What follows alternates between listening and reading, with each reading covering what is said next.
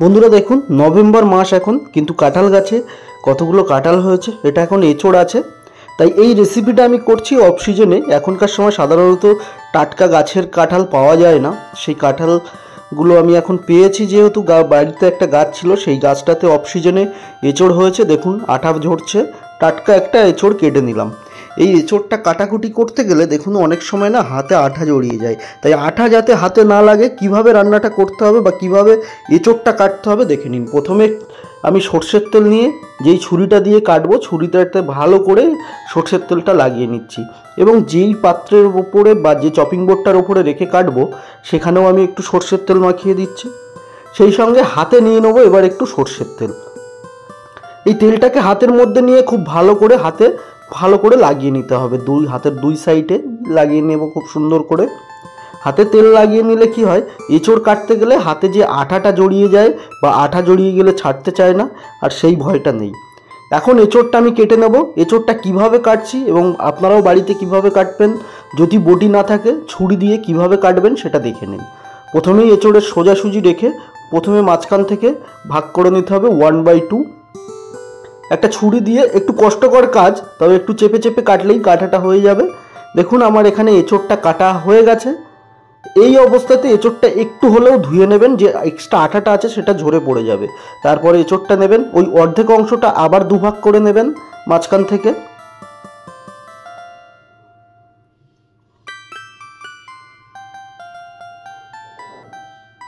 একটু চেপে চুপে কাটলেই দেখবেন কাটা হয়ে গেছে। এবারে এঁচড়ের যে দেখুন এই যে মাঝের যে শিরাটা থাকে, এইটা সিদ্ধ হয় না, এটা কেটে ফেলে দেবেন আপনারা। ছুরি দিয়ে আমি যেভাবে কাটছি এইভাবে আপনারা কেটে ফেলে দেবেন, দেখবেন একদম সহজেই কেটে পড়ে গেছে। তারপরে মাঝখান থেকে আর একটা ভাগ করে নিচ্ছি আমি।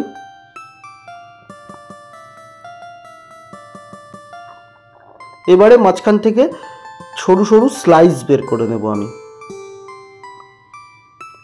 স্লাইসটা বের করার পরে ওই এঁচড়টা কীভাবে খোলাটা ফেলবেন দেখুন, এরকম সাইড দিয়ে ছুরি দিয়ে এইভাবে কাটতে থাকবেন। একটু একটু ছুরি চালালেই দেখবেন সহজেই কেটে যাচ্ছে। আপনাদের একটা বড় এঁচড় থেকে খোলা ছাড়াতে হয়তো অসুবিধা হবে, তাই এইভাবে এঁচড়ের খোলা ছাড়াবেন, দেখবেন একদমই কোনো কষ্ট হচ্ছে না, সহজেই ছেড়ে যাবে। এবং আমার হাতটা দেখুন একটুও আঠা লাগেনি, এতটা এঁচড় কেটে ফেললাম আমি। তারপরে ওই স্লাইসটা আমি মাঝখান থেকে একটু কেটে নিচ্ছি। নেওয়ার পরে এবারে এই একটা স্লাইস 3টে ভাগ করে নিচ্ছি।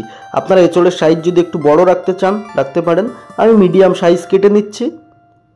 এইবারে এই যে এঁচড়টা কেটে নিয়েছি, এই এঁচড়টা কাটার পরে সঙ্গে সঙ্গেই একটা জলের মধ্যে দিতে হবে, না হলে এঁচড় যদি বাইরে এইভাবে রাখা হয় তাহলে এঁচড়টা কালো হয়ে যাবে, যেহেতু প্রচুর আটা, তার জন্য জলের মধ্যে দিয়ে দিলাম। ততক্ষণে আমি এখানে আলু নিয়েছি, সেই সঙ্গে নিয়েছি 400 গ্রাম মতো চিংড়ি মাছ, এবং এখানে একটা কড়া বসিয়ে দিয়ে আমি কড়াতে জল দিয়ে দিচ্ছি। জলটা দেওয়ার পরে জলের মধ্যে দেবো আমি হলুদ দেওয়ার পরে সেই সঙ্গে দেবো এখানে লবণটা দেওয়ার পরে তারপরে এখানে দিয়ে দেবো আমি এঁচড়। জলে ভিজিয়ে রেখেছিলাম, জল থেকে তুলে ছেঁকে এঁচড়গুলো দিয়ে দিচ্ছি কড়াইয়ের মধ্যে। দেওয়ার পরে এঁচড়টাকে আমি সিদ্ধ করে নেব।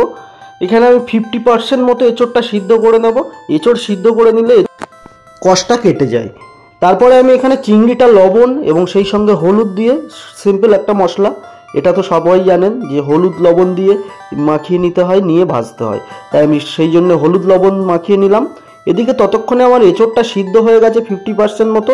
এখন জল ঝরিয়ে এঁচড়টা তুলে নেব কড়া থেকে। ঠিক এইভাবে সিদ্ধ করলে, এঁচড় হলুদ দিয়ে আর লবণ দিয়ে সিদ্ধ করলে লবণটাও এঁচড়ের মধ্যে চলে যায় এবং হলুদ দেওয়ার ফলে এক্সট্রা যে জার্মস বা আটাটা থাকে সেটা মরে যায়, এবং এঁচড়টা খুব সুন্দরভাবে সিদ্ধ হয়ে গেলে এঁচড়ে একটা কষ ভাব থাকে সেটাও চলে যায়। তারপরে আমি একটা কড়াতে তেল দিয়ে দিলাম, দিয়ে আলুগুলো আমি ভেজে নেব। এখানে প্রথমেই আলুটা দেওয়ার পরে আলুর মধ্যে একটু লবণ দেবো আমি। দেওয়ার পরে আলুগুলো আমি হালকা করে ভেজে নেব। এই এঁচড়টা রান্না করতে গেলে আলু ভেজে নিলে এঁচড় রান্নাটা খুবই সুন্দর হয়। আলুটা এখানে দেখতেই পাচ্ছেন আমার ভাজা হয়ে গেছে। এবারে আমি আলুটা তুলে নিচ্ছি। খুব বেশি ভাজার দরকার নেই, মিডিয়াম ভেজে নিলেই হবে আলুটা। তারপরে ওই তেলের মধ্যে আমি যে চিংড়ি মাছটা ম্যারিনেট করে নিয়েছিলাম ওই চিংড়িটাও ভেজে নেব। চিংড়ি সবসময় খেয়াল রাখবেন বেশিক্ষণ ভাজবেন না, খুব জোর 40 থেকে 50 সেকেন্ড মতোই চিংড়িটা ভেজে নিলেই হবে। কারণ চিংড়ি যদি বেশি ভাজেন চিংড়ি একটা রাবারি ভাব চলে আসবে, তাহলে খেতে দেখবেন আর ভাল লাগছে না। এবার চিংড়িটা ভাজা হয়ে গেছে, আমি তুলে নিচ্ছি, হালকা করে ভেজে নিয়েছি একদম, দেখতেই পাচ্ছেন। তারপরে কড়াতে একটু তেল দিয়ে দিচ্ছি। তেলটা দেওয়ার পরে এখানে কিছু গোটা মশলা অ্যাড করছি, তেজপাতা, এলাচ, দারচিনি, লবঙ্গ তেলের মধ্যে দিয়ে দিচ্ছি। দেওয়ার পরে একটু নেড়ে চেড়ে নেব।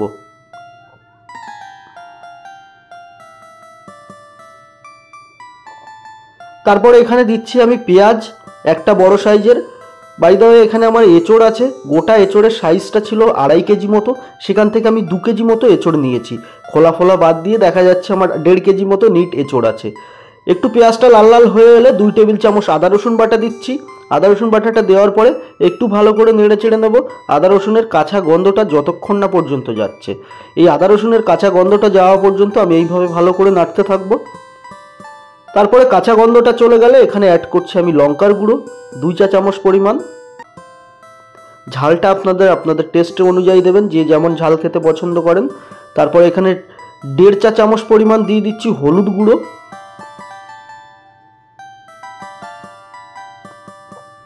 তারপরে জিরে আর ধনে গুঁড়ো মিলে 1.5 চা চামচ পরিমাণ দিয়ে দিলাম দুটোই। সেই সঙ্গে দিয়ে দেবো পরিমাণ মতো লবণ। এখন মশলাটাকে ভালো করে একটু নেড়ে চেড়ে নেব। একটু ড্রাই হয়ে গেছে তাই সামান্য জল অ্যাড করছি, করে মশলাটাকে আমি ভালো করে কষাবো। এখন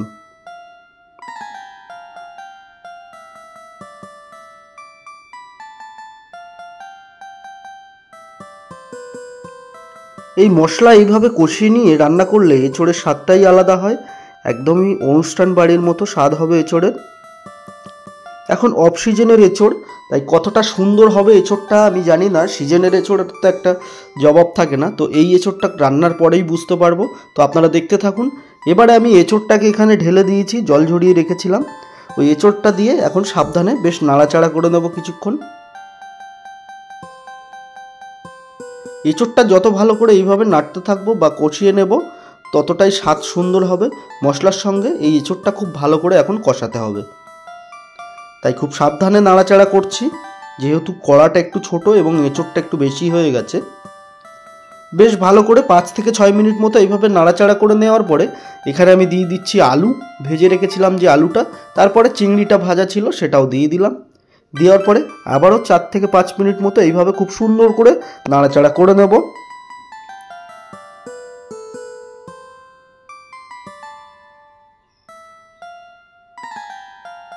এই অফ সিজনে এঁচোড় খেতে যে কেমন লাগবে সেটাও জানি না, রান্নাটা করছি এঁচোড়টা কতটা কেমন হবে তাও জানি না। বেশ কিছুক্ষণ নাড়াচাড়া করে নেওয়ার পরে একটু ড্রাই হয়ে গেছে, তারপরে আমি সামান্য একটু জল অ্যাড করছি, করে আবারও একটু নাড়াচাড়া করছি। এইভাবে যত ভালো করে কষানো হবে এঁচোড়ের স্বাদটাও তত সুন্দর হবে।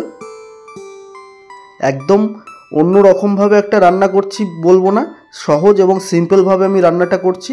এবারে আমি একটু ঢাকনা চাপা দিয়ে দিলাম। ঢাকনাটা দিয়ে 3 থেকে 4 মিনিট একদম লো হিটে বসিয়ে রেখেছিলাম। তারপরে ঢাকনাটা খুলে নিচ্ছি। এবারে তলাটা দেখব কেমন আছে, তলাটা একদম ঠিক আছে। তো এইভাবে লো হিটে দিয়ে রেখে দিলে এঁচোড়টা খুব সুন্দরভাবে একটা রান্নাটা হয়ে আসে এবং সফট হয়ে আসে খুব তাড়াতাড়ি। তারপরে বেশ কিছুক্ষণ নাড়াচাড়া করে নিচ্ছি, বা মশলার ফ্লেভারটা খুবই সহজেই ভেতরে চলে যায়। এইভাবে সামান্য একটু জল দিয়ে যদি ঢাকনা চাপা দিয়ে লো হিটে রাখা যায় তো এঁচোড় কষাতে কষাতে যতটা গেছে তারপরে মশলার ফ্লেভারটা পুরো চলে গেছে। বেশ কিছুক্ষণ আবারও কষিয়ে নেওয়ার পরে আমি এখানে পরিমাণ মতো ঝোলটা দিয়ে দিয়েছি। এঁচোড়টা খুব বেশি ঝোল রাখবো না, গা মাখা মাখা করবো। আরও 7 থেকে 8 মিনিট মতো মিডিয়াম হিটে রেখেছিলাম। দেখুন এখানে এঁচোড় রান্না আমার প্রায় কমপ্লিট হয়ে গেছে এবং কালারটা কতটা সুন্দর এসছে একবার দেখুন। অবশ্য আর একটা কথা, এখানে যে সিজনের এঁচোড়ে যে একটা কালো ভাব চলে আসে এখানে সেটা আসেনি, একদম লাইট কালার একটা এঁচোড়ের কালার এসছে। তারপরে দেখুন শেষে আমি এখানে যেটা দিয়েছি জিরে এবং গোলমরিচ ভেজে নিয়েছিলাম, সেটা গুঁড়ো করে শেষে ওপর থেকে দিয়ে দিয়েছি। রান্নাটা আমার কমপ্লিট হয়ে গেছে। তো এইভাবে এঁচোড় রান্না করে আপনারা দেখতে পারেন, আশা করি আপনাদের খুবই পছন্দ হবে। এবং এঁচোড়টা দেখুন কতটা সফট হয়েছে, হাত দিয়ে চেপে একটু দেখিয়ে দিচ্ছি।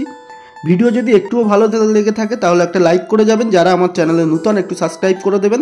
আবারও দেখা হবে নতুন কোনো দিনে।